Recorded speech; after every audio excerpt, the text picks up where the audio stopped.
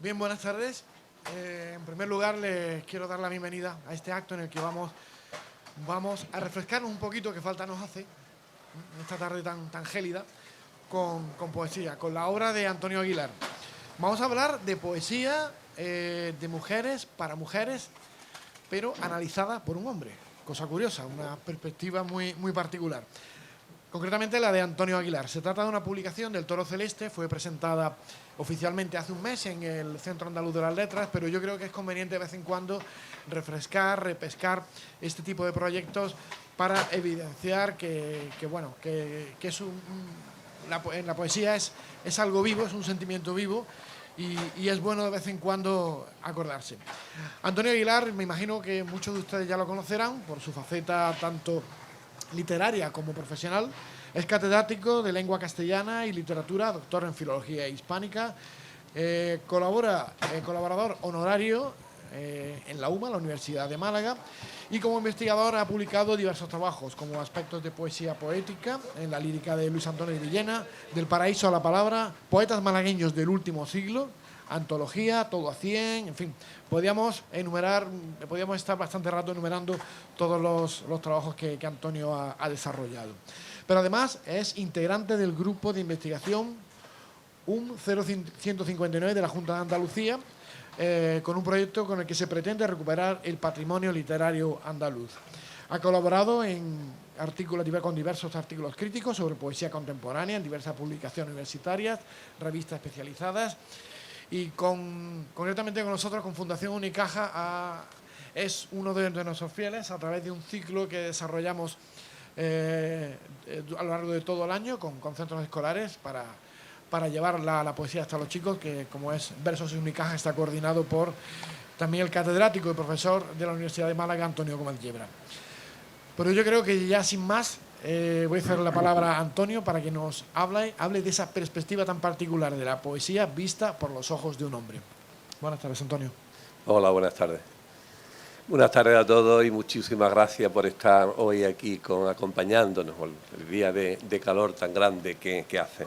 Gracias, por supuesto, también a la Feria del Libro y a la Fundación Unicaja, que es la que permite que estas cosas se publiquen, y a la editorial El Toro Celeste, que está codirigida por Juan Celi y Rafael Ballesteros, porque acogieron el proyecto desde el principio sin ningún tipo de problema. Y además, la editorial Toro Celeste poquito a poquito se está convirtiendo en un referente fundamental para la poesía contemporánea y también para la poesía malagueña.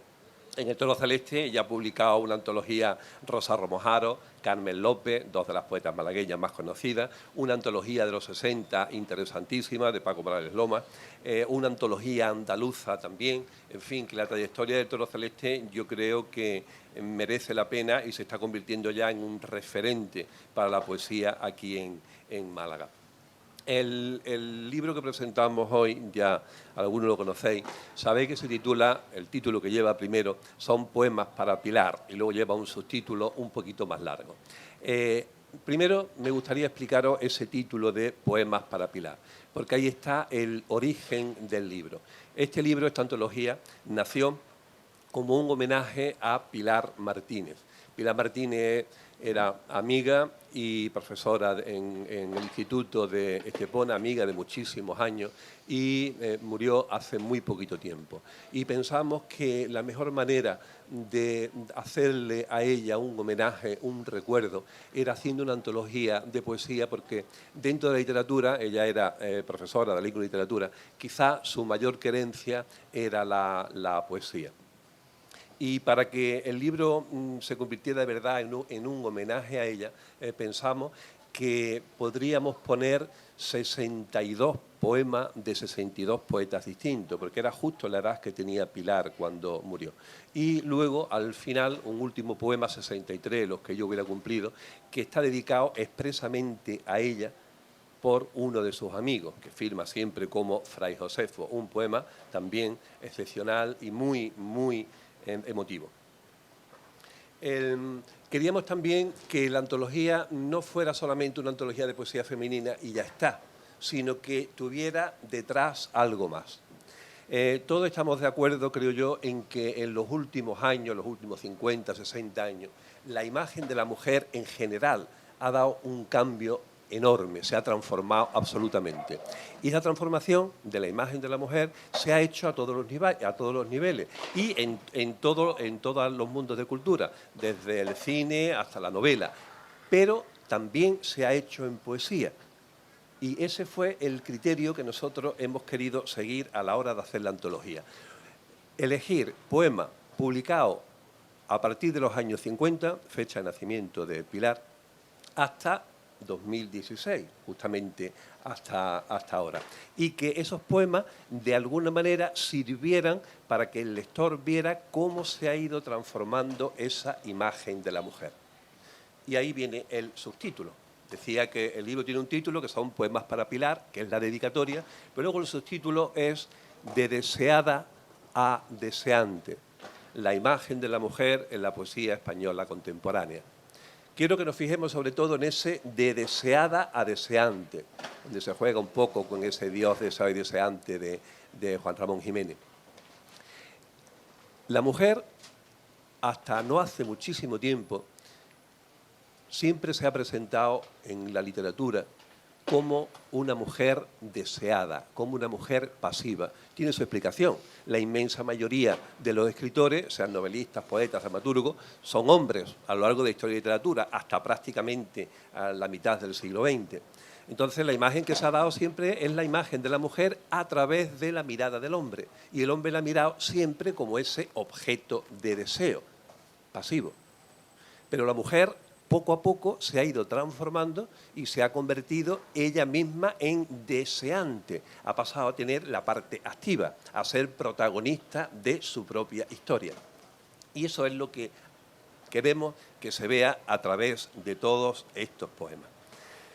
Y si tuviéramos que decir en qué momento el cambio de la mujer se ha visto mejor, más palpable, yo diría que justo en el momento en que la mujer es capaz de expresar su deseo sexual, porque sirve como metáfora y sirve de verdad para ver que la mujer se ha convertido ya en libre y en deseante.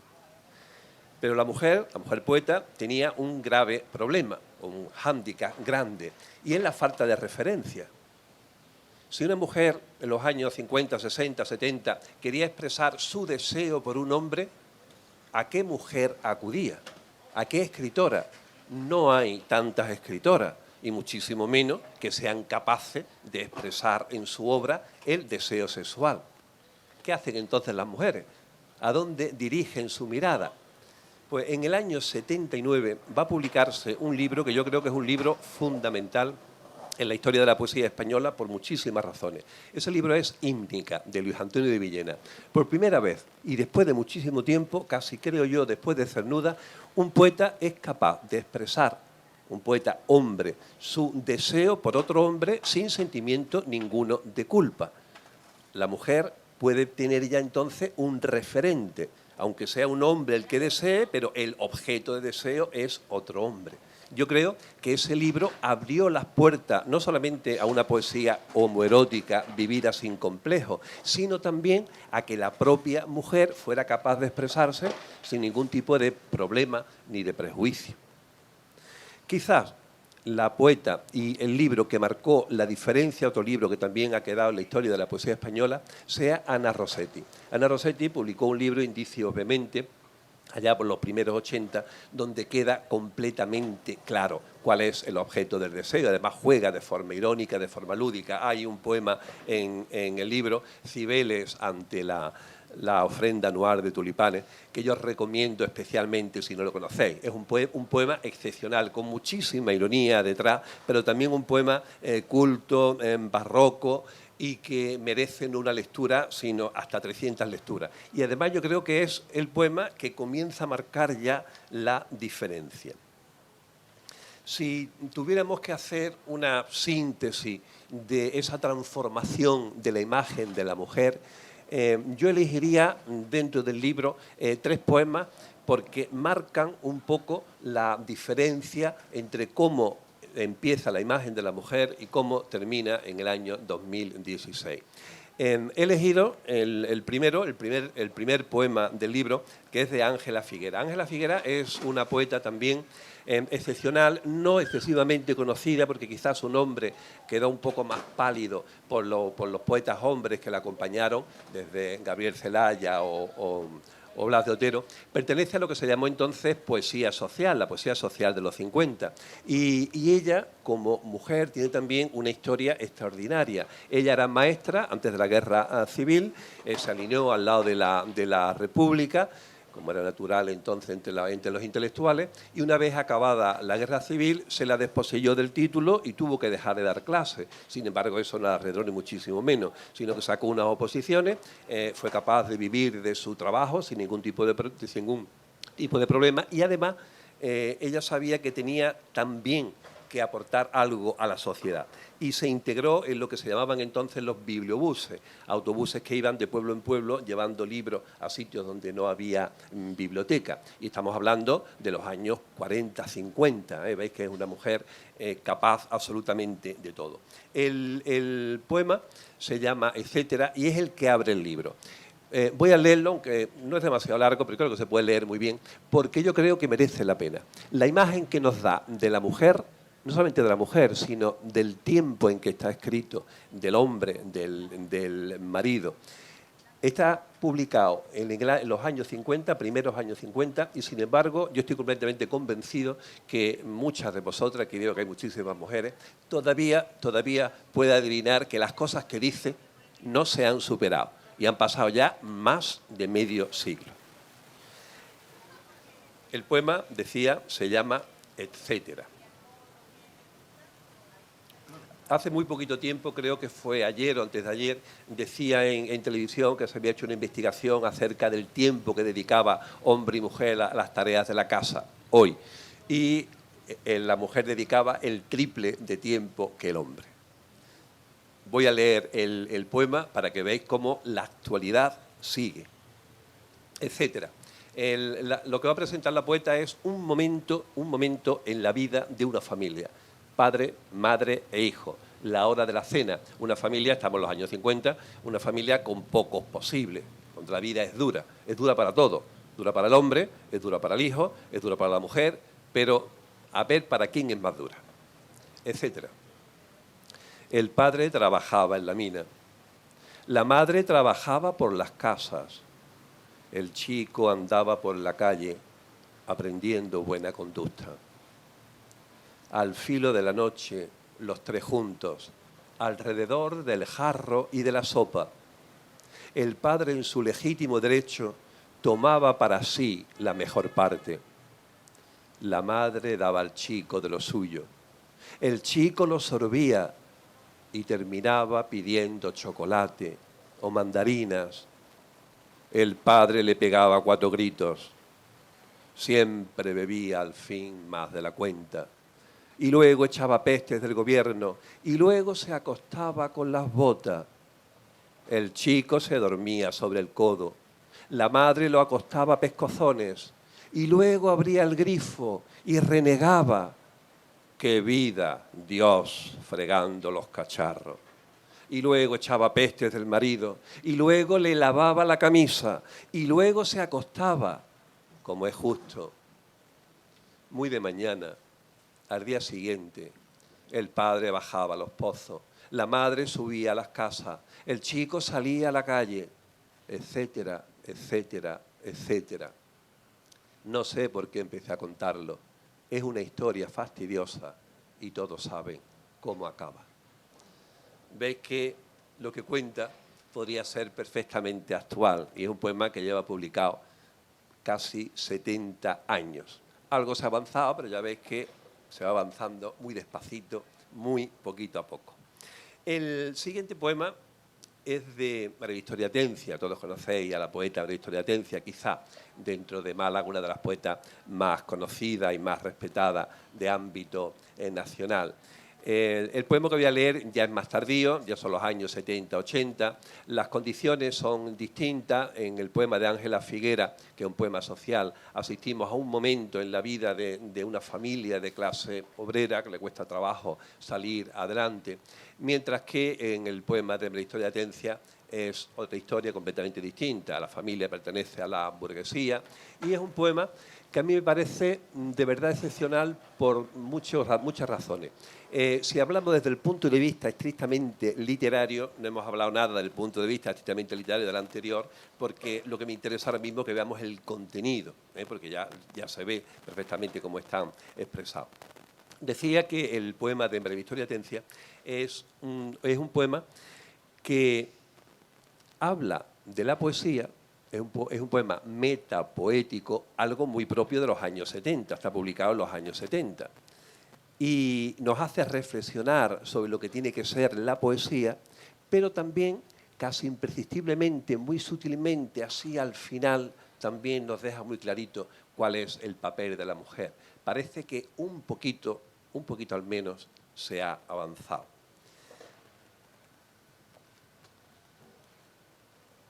Un momentito que encuentro el poema.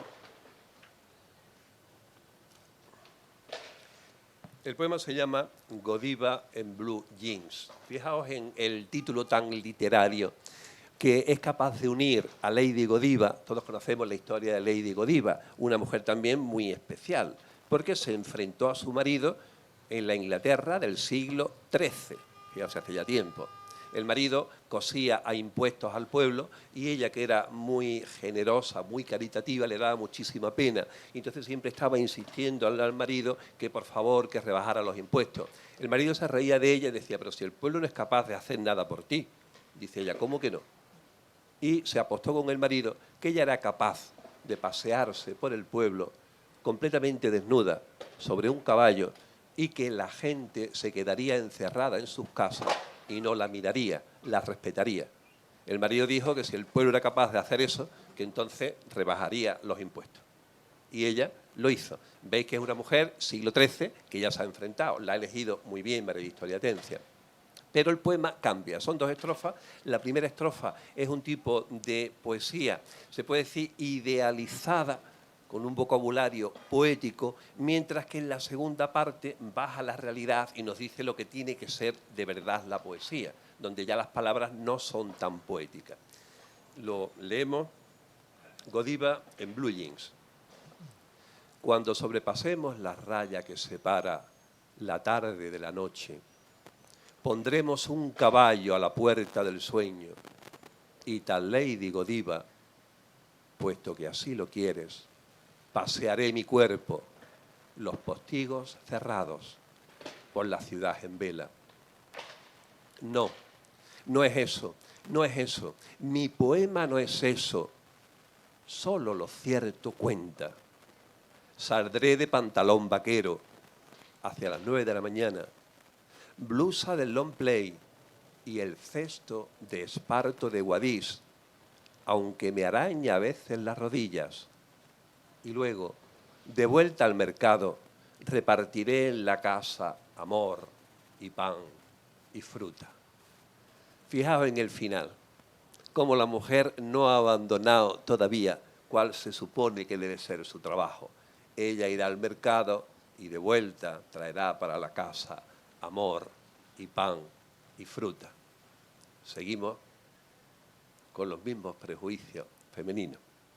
Y ahora el tercer poema, donde se va a ver ya nítidamente el cambio. Vamos dando pequeños saltos. También he elegido un poema de una poeta no malagueña, pero vive aquí en Málaga y está aquí desde hace muchísimo tiempo. Un poema de Aurora Luque.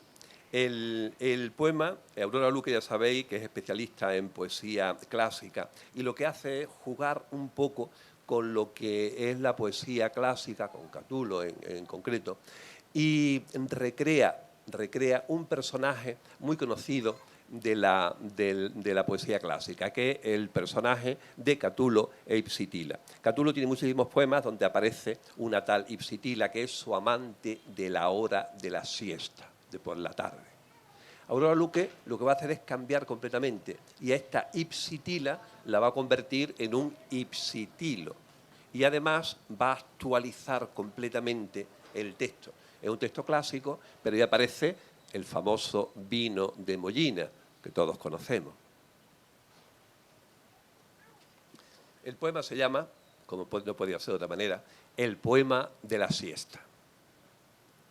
Dulce Ipsitilo mío, te lo ruego, mi molicie, mi osezno, invítame a visitarte a la hora de la siesta. Y si me invitas, hazme otro favor, ten la puerta de fuera sin vecinas y no te dé por irte a Traspadana. Quédate en casa y preparado, porque sin descanso habrá 4 revolcones y un masaje de aceite filipino. Pero invítame ya, si te parece. Me animé con el vino de Mollina y los antros de Venus se me encharcan. Veis que ya aquí el deseo está completamente de manifiesto. La mujer ha cambiado completamente su imagen. Eso es lo que queríamos que se viera en el libro, esa transformación de ser deseada, a ser ella, la mujer, la deseante, a tener esa libertad interior, pero también libertad social, libertad cultural, como para expresar sus propios deseos sin ningún tipo de problema. Sin embargo, en el libro, aparte de esa transformación de la imagen de la mujer, aparecen también otra serie de transformaciones, otra serie de imágenes. Por ejemplo, el hombre. El hombre también aparece en los poemas, claro está. Y será la misma la imagen del hombre, pues se ve también perfectamente que el hombre va cambiando su imagen poco a poco. Hay un primer poema de la poeta Pilar Paz Pasamar, donde el hombre tiene casi los mismos atributos del héroe clásico. Es un compañero, alguien que se ve.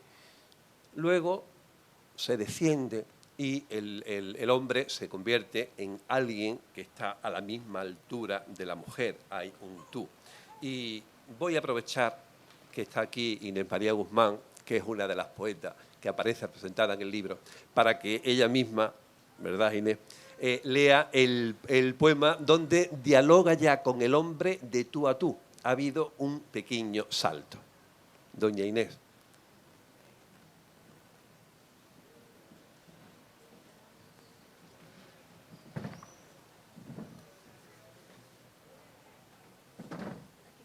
Aquí lo tienes preparado ya.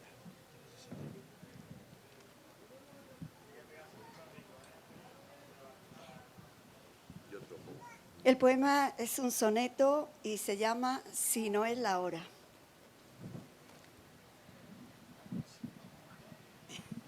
Gracias. He pensado ya en serio el olvidarte. Me duele demasiado ya la herida.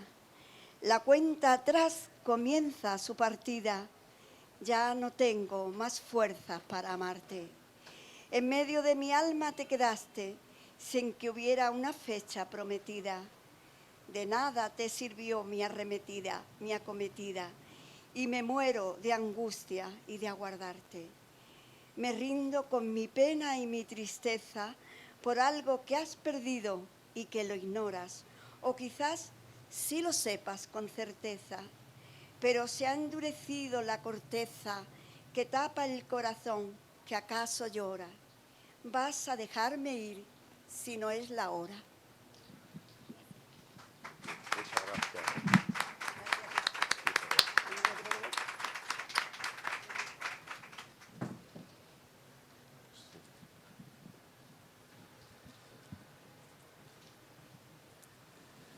Hay otros poemas.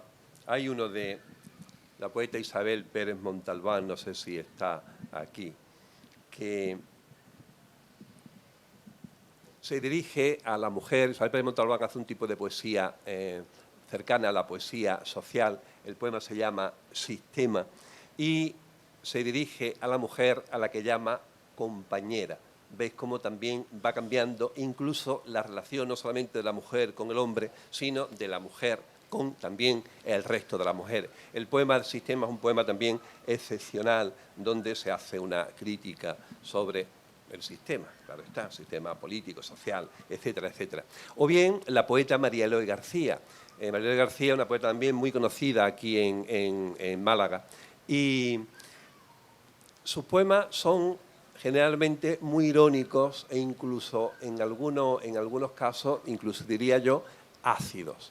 El poema que aquí hemos recogido tiene un título estupendo, es La Oda a la nueva generación de solteras, que lo que hace es una actualización de la antigua solterona. La antigua solterona, que retrató también Federico García Lorca en aquella Doña Rosita, la soltera, esa antigua solterona ha desaparecido, sí, pero ha sido sustituida por una nueva generación de solteras que es completamente distinta y que basa su felicidad en la alimentación, en el yoga, en el reiki, etcétera, etcétera. El poema, la verdad, es un poema muy, muy, muy ácido y que también merece la pena ser leído. Porque la mujer también es capaz de ser crítica con ella misma. No solamente Mariló García, sino muchos otros poemas, ya lo veréis, cómo se ríen o ironizan sobre las doncellas, sobre las mujeres que están esperando que llegue el príncipe azul, que el príncipe azul nunca llega. En fin, también empujan para que todas las mujeres no llevan el mismo ritmo, para hacer que las mujeres, todas en su conjunto, vayan avanzando. Y el hombre, decíamos que no queda tampoco separado. Hay un poema de Miriam Reyes que se llama Inmóvil, también un poema excepcional, porque se dirige al hombre y le dice, al hombre de ahora, al actual, al que tiene ahora 20 años, o 25, o 30, y le dice, ya está bien de quedarte quieto, anda también tú, no solamente nosotros. Pero no dejan tampoco de estar otros temas que clásicamente o tradicionalmente han sido muy femeninos. Por ejemplo, la maternidad. Siempre la maternidad se asocia a la mujer, se asocia a lo más ñoño. Sin embargo, los poemas que hay aquí sobre la maternidad son poemas también muy, muy valientes. Uno que se llama Anunciación, donde juega con lo que es la anunciación, es precioso. O bien con el amor y el desamor. También la mujer de ahora, que es mucho más libre y que desea sexualmente, también se enamora y también tiene problemas con el amor. Hay un poema de Vanessa Sánchez Sauquillo que se llama Este es mi contestador automático, y que me gusta especialmente porque la poesía de ahora no está tampoco lejos de las nuevas tecnologías. Pasa que las nuevas tecnologías ya se quedan antiguas, claro está, porque ya contestador automático ni se utilizan casi, pero en fin, cuando se escribió sí que se utilizaba. Y es un poema que aparentemente es muy irónico, muy sencillito, pero esconde detrás un enorme dolor, porque que la mujer sea más libre no significa que esté fuera, exenta, ni mucho menos del sufrimiento.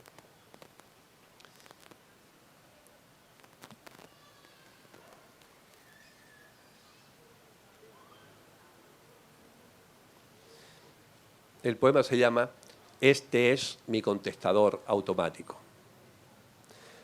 y lleva una cita de Nicanor Parra que dice: caía fatalmente en la trampa del teléfono, que como un abismo atrae a los objetos que lo rodean. Este es mi contestador automático. Para herir, simplemente marque 1. Para contar mentiras que me crea, marque 2. Para las confesiones trasnochadas, marque 4. Para interpretaciones literarias producto del alcohol, marque 6. Para poemas, marque almohadilla. Para cortar definitivamente la comunicación, no marque nada. Pero tampoco cuelgue. Titubee en el teléfono, a ser posible durante varios meses, hasta que note que voy abandonando el aparato a intervalos de tiempo cada vez más largos. No desespere. Aguante. Espere a que sea yo la que se rinda. Le evitará cualquier remordimiento. Gracias.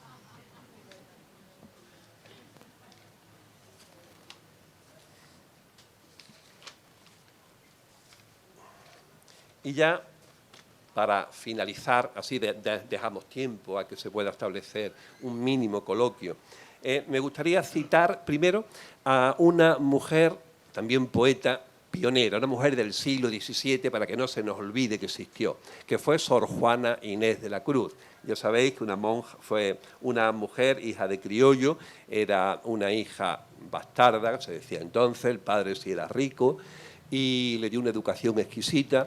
Fue una mujer inteligentísima, se dice que con 3 años ya sabía leer y escribir, con 5 años empezó a escribir poesía, o sea que imaginaos. Era tan inteligente, tan lista, que con 15, 16 años decidió meterse a monja porque era la única manera de librarse de un marido. Ella no quería acabar cuidando a un hombre y cuidando a unos hijos. A ella le gustaba leer, escribir, la cultura. ¿Dónde podía conseguir eso? En un convento, tranquilamente. Y allí que se fue. De ella es un poema muy conocido que empieza diciendo, a ver si me acuerdo, hombres necios que acusáis a la mujer sin razón, sin ver que sois la ocasión, etcétera, etcétera, etcétera. Un poema que también merece la pena. Hace muy poquito tiempo, quizás no hace ni mes y medio, se ha publicado una antología de su obra. Más que una antología, es una recopilación de poemas que ella le escribió a la virreina de México. Cuando la virreina llegó a México, la recibieron y le leyeron un poema que habían encargado de bienvenida. A ella le encantó ese poema y preguntó quién lo ha escrito. Una monja, Sor Juana Inés de la Cruz. Dice, quiero conocerla. Se conocieron y algo pasó entre ellas, algo hubo, porque conservaron su amistad casi hasta el final y se escribieron un montón de poemas. Estos poemas se han publicado siempre de forma dispersa. Lo que ha hecho el antólogo de ahora es recoger todos los poemas que le escribió a la virreina y ponerlos por orden cronológico. Si lo leemos por orden cronológico y quitamos un poco las convenciones de la época, detrás hay una auténtica historia de amor, desde el primer deslumbramiento hasta la felicidad absoluta, los primeros celos, las primeras peleas y hasta el final. Fijaos que esto ocurre en el siglo XVII, por eso decía que era una mujer pionera en muchísimas cosas. Y luego del libro voy a leer un último poema que a mí personalmente me gusta muchísimo porque es un poema donde ya se ve la normalización del deseo sexual. Si nosotros leemos a Aurora Luque, leemos a Ana Rossetti, nos damos cuenta que detrás de lo que están escribiendo está esa provocación. Ellas quieren decir, yo soy mujer y deseo sexualmente al hombre y lo digo con todas las letras y no pasa nada. Lo están provocando. Pero las nuevas generaciones ya eso lo viven de forma absolutamente natural. No necesitan subrayar ese deseo. Y hay un poema que se basa en una imagen, en una metáfora que es muy conocida de todo. El comparar el verano, el cielo y el verano, con unos ojos claros, sean azules o verdes. Es casi un piropo. La poeta, el yo lírico, está en una cafetería y hay un muchacho a su lado.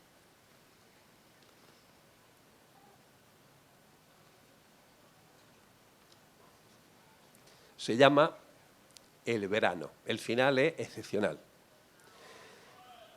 El verano es un sendero que bordea el acantilado, transparencia del agua entre hurros dispersos, piedras del rayo y cuevas que comunican la playa con el horizonte. Tierra adentro, hay quien lleva para otros el mar en la mirada, gotas de arena en los brotes del sueño. El verano es un muchacho de ojos claros, un lunes de febrero por la tarde en un bar de Madrid. Fijaros esos 3 versos finales. El verano es un muchacho de ojos claros, un lunes de febrero por la tarde en un bar de Madrid.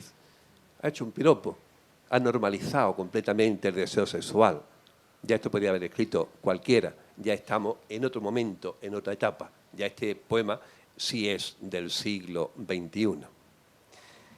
Y para finalizar ya del todo, hay un poema que yo creo que sintetiza mejor, es muy cortito, de Inmaculada Mengíbar, que sintetiza mejor que ningún otro todo lo que se ha querido expresar a través de los 62 poemas que componen el libro. El poema se llama Un Edipo complejo. Fijaos cómo juegan muchísimas poetas con la tradición clásica, con la mitología. Lo hemos ido viendo desde Aurora Luque hasta Breve Historia Atencia. El poema no está recogido lo que es en el texto, pero sí en la introducción. Y dice muchísimo. Un Edipo complejo. Para cuando mi padre me dio las alas, yo había tenido tiempo de construirme un avión.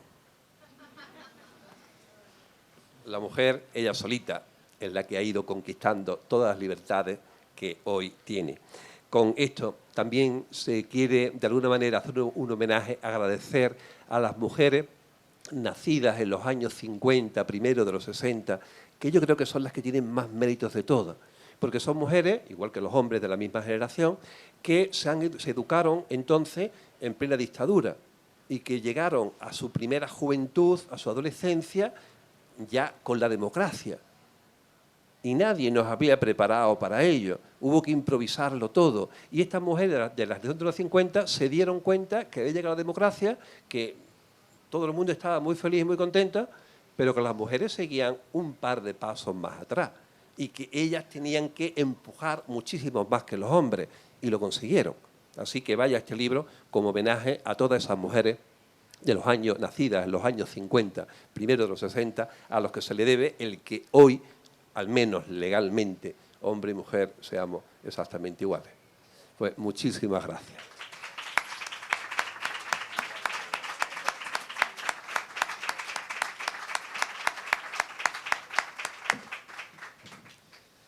Y yo creo que ahora es el momento de que podamos abrir un turno de preguntas o de reflexiones o de lo que queráis.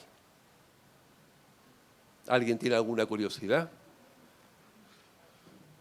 Bueno, Antonio, me va a permitir abrir yo Sí. fuego. Estupendo. El subtítulo de la obra es De deseada a deseante. Ajá. ¿Esto puede tener una evolución más? ¿De deseante hacia algún sitio? No sé, eso el tiempo lo dirá, ¿no? Yo creo que si la mujer se ha convertido en deseante, ya lo siguiente es conseguir lo que se desea. Ya eso no está en nuestras manos. Ya cada una se lo tiene que buscar, ¿no? Pues sí, eso yo creo que únicamente nos corresponde ser testigos. Sí. No sé si se me va a oír. Yo sí que quería apuntar dos cosillas, porque has dicho que no había un referente, me imagino que en el tema del deseo, ¿no? Porque en la poesía sí que había mujeres invisibles, pero había. Y luego me llama mucho la atención como madre y feminista que soy, que siempre se apunta, ¿no? El hecho de que en un poema que has leído, ¿no? Fíjate que sigue cuidando, sigue... Y no sé, es que parece que tenemos que negar nuestra parte de mujer para ser libres y para ser feministas, ¿no? Y yo creo que si no nos aceptamos nuestra naturaleza, nos estamos también agrediendo, ¿no? Y es una cosa que me llama la atención y me gustaba ir. Además hay otra mamá aquí, no sé si ahí está, sí. pero yo cuando fui madre realmente me sale de las tripas cuidar y quizá la naturaleza juega en nuestra contra, no lo sé. Pero porque tengo que luchar contra esto para ser libre, ¿no? Lo que sí que, bueno, porque no sea solo eso, ¿no? Hay más cosas, evidentemente, pero no sé qué opinas tú, Antonio, pero es verdad que se me ha llamado la atención, ¿no? Sí.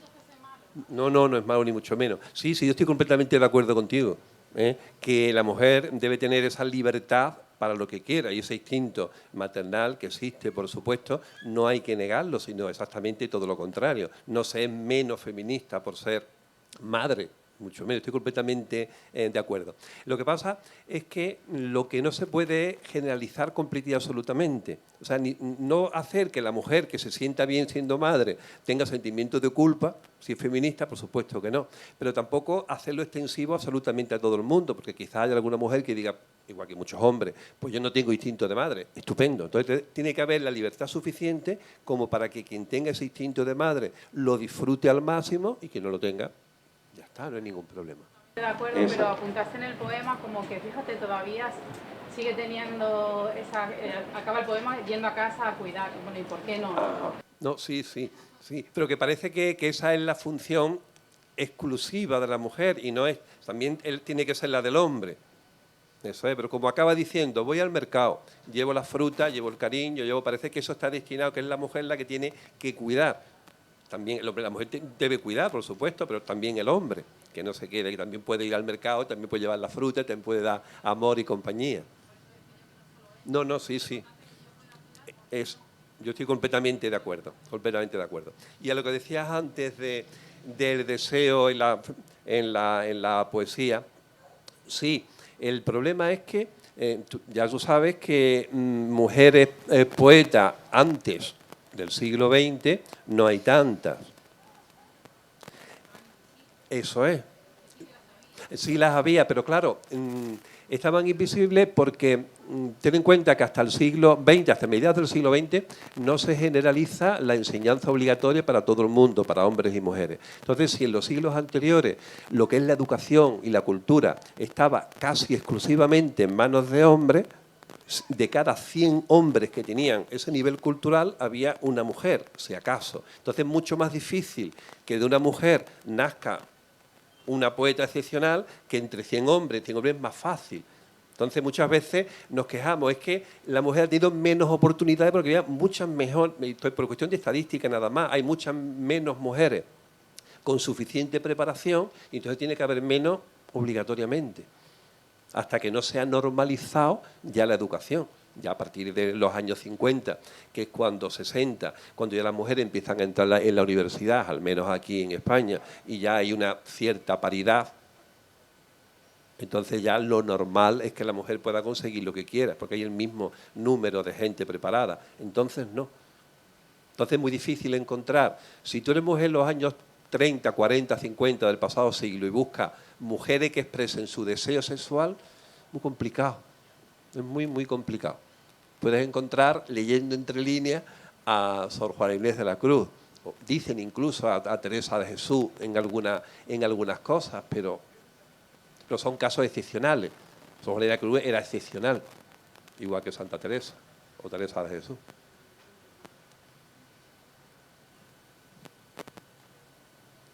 ¿Alguna otra reflexión más? ¿O alguna curiosidad, Inés? Sí. Yo sí he observado que hoy día hay en el hombre este instinto no paternal, sino vamos a llamarle instinto casi maternal en el hombre. O sea que yo veo la evolución ahí. Las mujeres pueden seguir teniendo el instinto de madre o no, o aguantarse si no puede ser, por cualquier causa. Pero yo veo que el hombre es más padrastro cada vez, porque antes no se veían los hombres con los carritos de los niños, y es más, no se veían tampoco los hombres con los carritos de la compra.